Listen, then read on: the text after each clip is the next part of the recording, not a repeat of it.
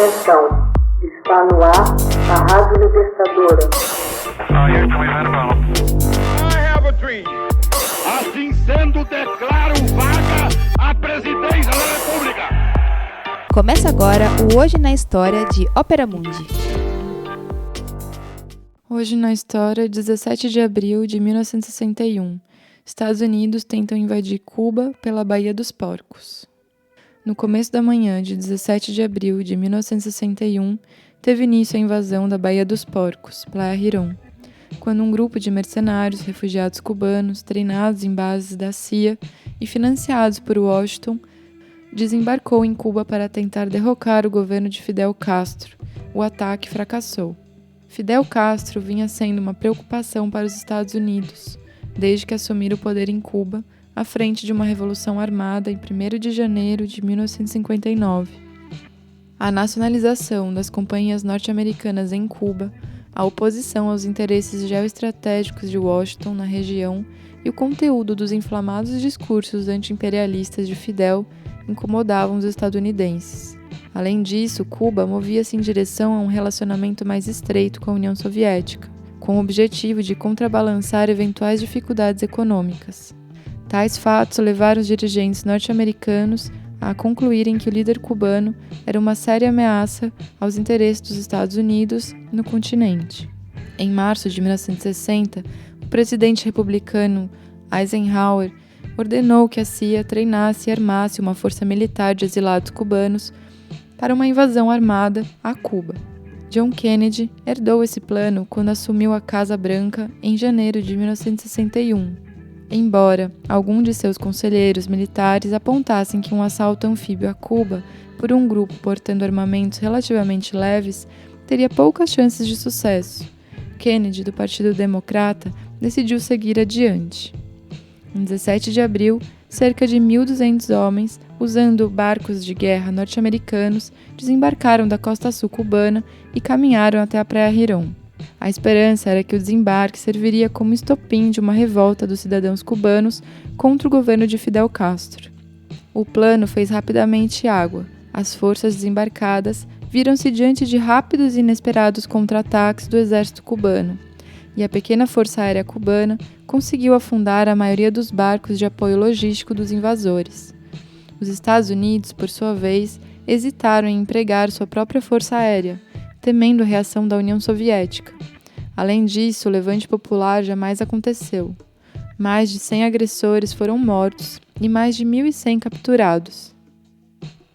O fracasso da Operação da Baía dos Porcos custou muitíssimo aos Estados Unidos.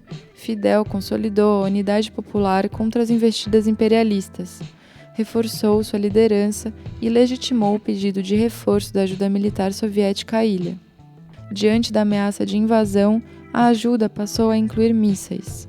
A construção de bases de lançamento de mísseis em Cuba levou à crise dos mísseis de outubro de 1962, quando os Estados Unidos e a União Soviética estiveram à beira de uma hecatombe nuclear. Adicionalmente, em muitos países da América Latina, os Estados Unidos foram expostos politicamente pelo uso de força armada para depor Fidel, um homem considerado herói por muita gente, por sua resistência à ingerência norte-americana e ao imperialismo. Ao assumir a presidência em janeiro de 1961, Kennedy herdou o conflito em curso com Cuba. Eisenhower implementara um embargo comercial aos bens cubanos e, em 1960, rompeu relações diplomáticas com o país. Eisenhower aprovou, antes de deixar a presidência, um plano secreto arquitetado por seu vice-presidente, Richard Nixon, e pela CIA para derrubar Castro. Kennedy, ao chegar à Casa Branca, manteve os conselheiros militares e da CIA que ajudaram a planejar a missão. Pressionado por eles, decidiu finalmente enviar os 1.200 homens para invadir Cuba pela costa sul. A tentativa deparou-se com a imediata resistência do exército cubano, que capturou a grande maioria das tropas inimigas e suas armas, mantendo os prisioneiros até que grupos privados norte-americanos reunissem fundos para sua libertação. A CIA e o presidente acusaram-se mutuamente pelo malogro. A CIA mencionou que o presidente deixou de ordenar a continuidade dos ataques aéreos enquanto as tropas terrestres desembarcavam, e o presidente acusou a CIA de não lhe ter prestado informações corretas, nem lhe avisado das possibilidades de insucesso.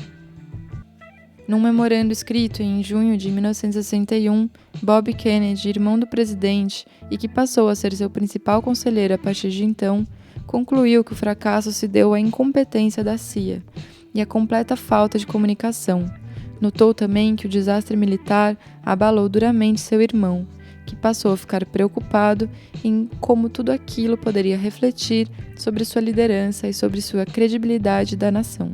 Numa entrevista, Bob Kennedy contou que tratava com o presidente de muitos assuntos delicados, mas que ele sempre demonstrou seu desconsolo, mais do que qualquer outro, com o fracasso da invasão da Playa Girón.